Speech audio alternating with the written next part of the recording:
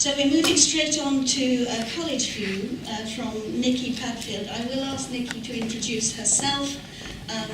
We have only just met, but of course I looked you up, Nikki, and I found that you started your career at the other place, but have been captured by Cambridge for the last several years. So, thank you. Thank you very much indeed.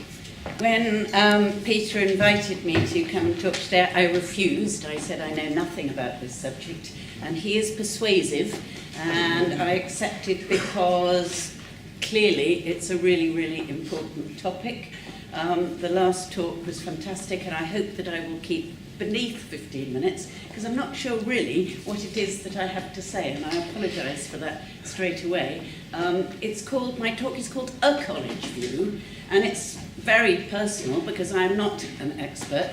As I say here, I'm a criminal lawyer who is more used to standing up in front of audiences and talking about criminal justice, sentencing, what goes on in prisons.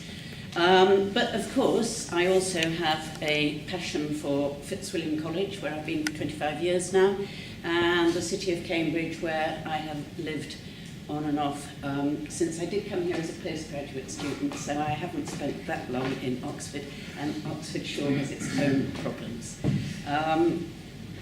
I have to give the bottom line there. This is entirely me. I have not consulted the fellows of Fitzwilliam College. I've consulted one or two, and they haven't responded very much. So this is me.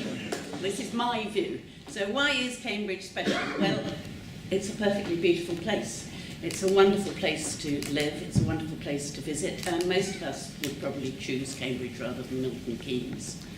There is a very dynamic relationship between the city and its universities. I hope there might be somebody from Anglia Ruskin, because I can't speak with any authority really on the view from Anglia Ruskin, though we have to keep it in our agenda. Collegiate Cambridge is definitely one of the things which makes Cambridge special.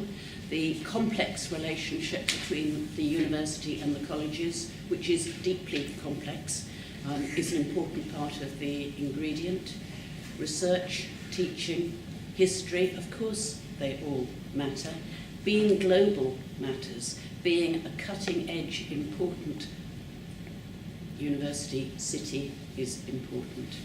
I think personally the fact that this is a culturally vibrant place is really important. An awful lot of us, I mean, the average age of this audience, if I may say, puts me, I think, relatively young. We're here because it's a great place to live, and it's a great place to remain as you get older. Let's not forget that. The fluid and cosmopolitan population, there was a hint of criticism about the impact the university was having on the socio-demographic mix earlier on. Too many students and not enough real people. Well, I think it's really, really important that we do keep an eye on this cosmopolitan focus of the population of Cambridge. It is very important that it is a place that a very wide variety of people not only want to live, but can live. That's the classic view. We've just had some classic views, and I'm really quite glad I'm not the Provost of Kings. Managing your population of tourists must be a nightmare. My college, we don't have the same problem. There are huge, huge issues in relation to this cultural history which we have to protect, and it's really important to remember that maintaining buildings is expensive, challenging. None of us want them to go, and you'll see within my presentation there are a number of question marks, and they're genuine question marks. I come to you not as an expert and asking the same questions that many of you in the audience will be asking. We do get our tourists. You'll see a number of beautiful slides coming of Fitzwilliam College. This is our amazing library. We get our own tourists. We've got some amazing modern architectural history, and anyone who wants to come and have a tour of Fitzwilliam College, I will happily offer it. You'll see that we had over 500 architects visiting the college last year, because it is a place that architects like to come and visit and study.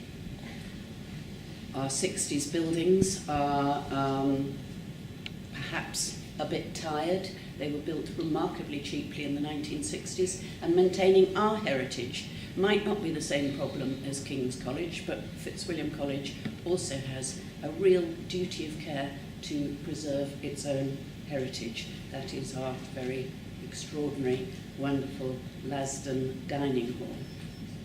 So there we are.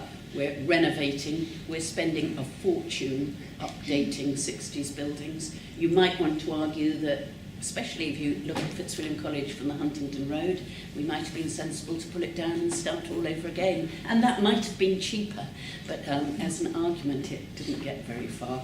We are transforming a lot of our estate as we turn 60s buildings into a modern world. I think the last point here is an important one. The alumni of the universities have a certain stake in the future of the university, as well as those of us who live here. Our college motto, a nice one, the best of the old and the new, and that's what we're all having to try and work out here. Some more wonderful photographs of my college, and it is a gem of Cambridge. Some facts and figures, well, you probably know most of them. The University of Cambridge has 31 colleges, 150 departments, faculties, schools. It is a huge place, 18,000 students.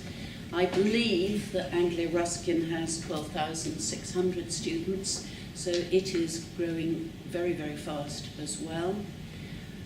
The University of Cambridge employs, I believe, again, I'm not an expert, but I think 11,000 staff and rising.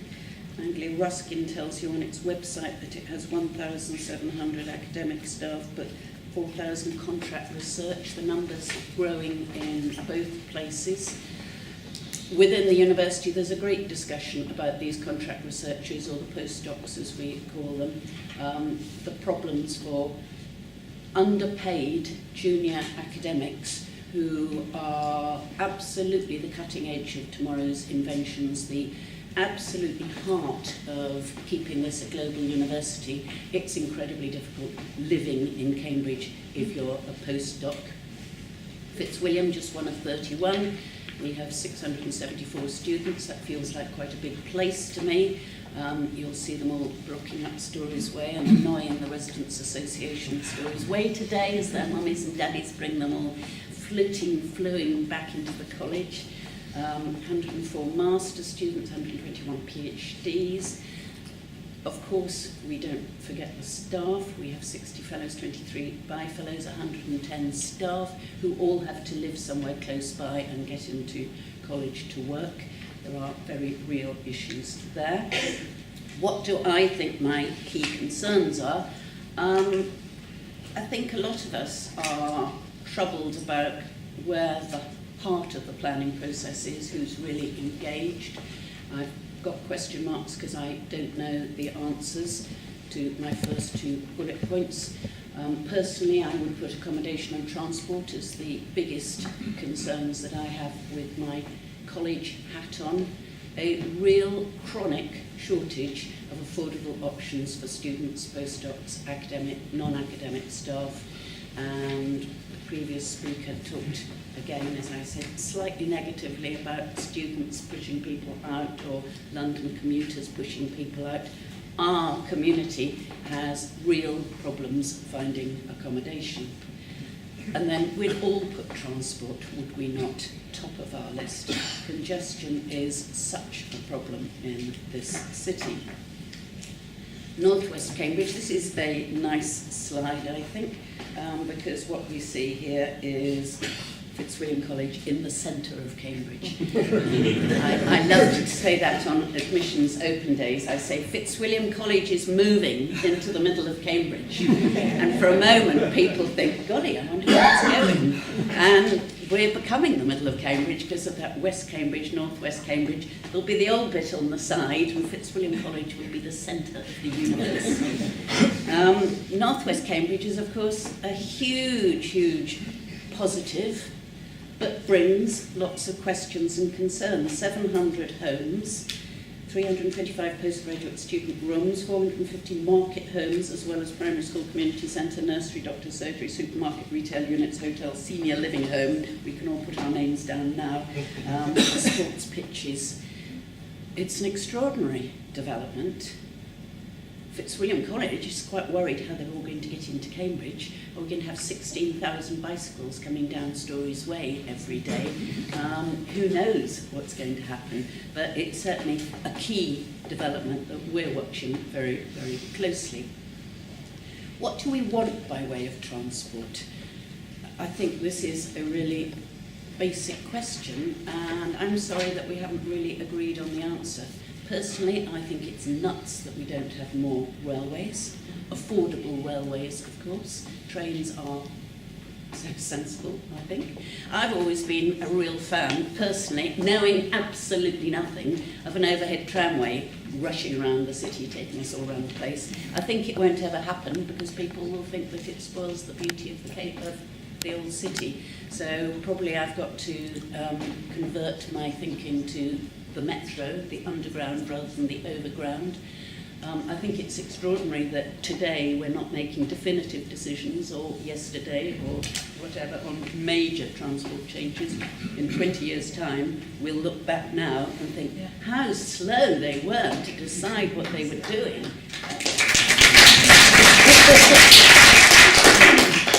I have to tell you, I know nothing about this subject. I feel quite embarrassed to be talking to you.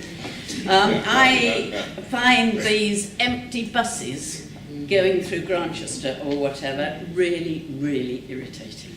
Why do we live in a world with big double-decker empty buses?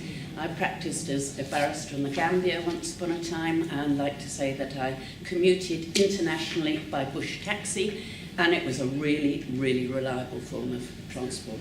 Why do we not have bush taxis in this country? With the internet, it would be so easy.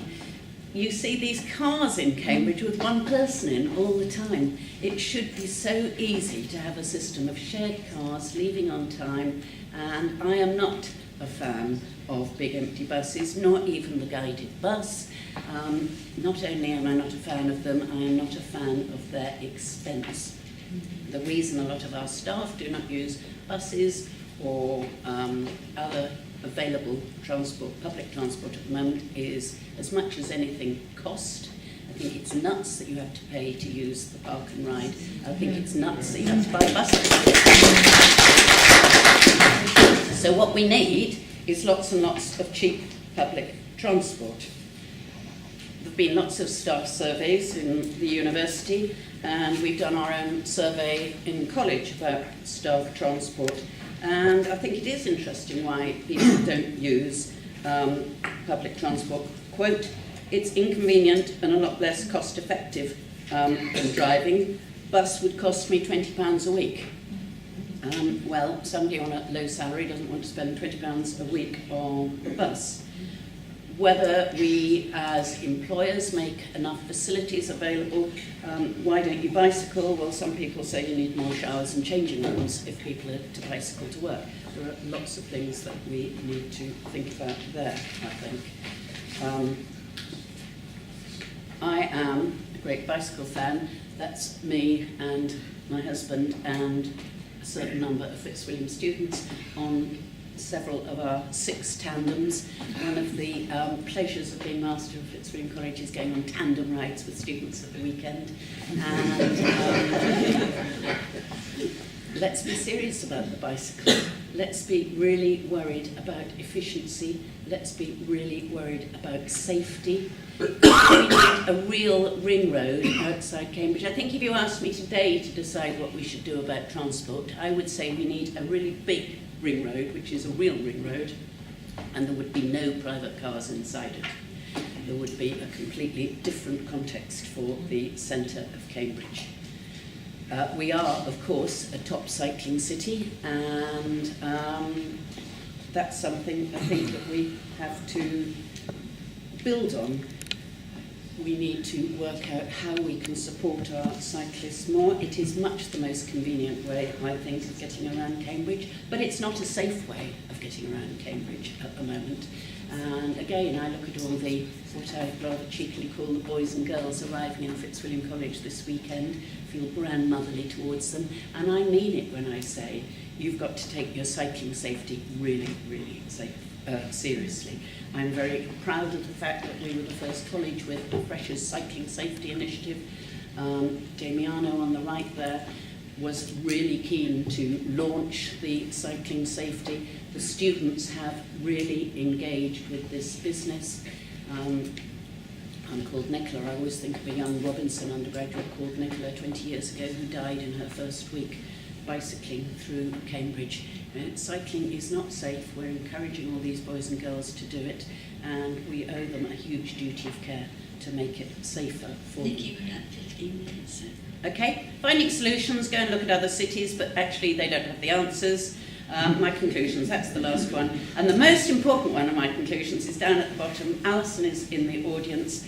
Alison and Pia have created most of my wonderful slides, certainly all the photographs, thanks to Alison, who's in the back row up there. If I could go back to my normal working world, I talk all about things like transparency, localism, accountability, legitimacy, and all the words that happen in my prisoners' rights world actually are transferable into this world, and on another occasion I might even have the confidence to turn myself into a lawyer looking at these issues rather than giving you this very simple one view from one college.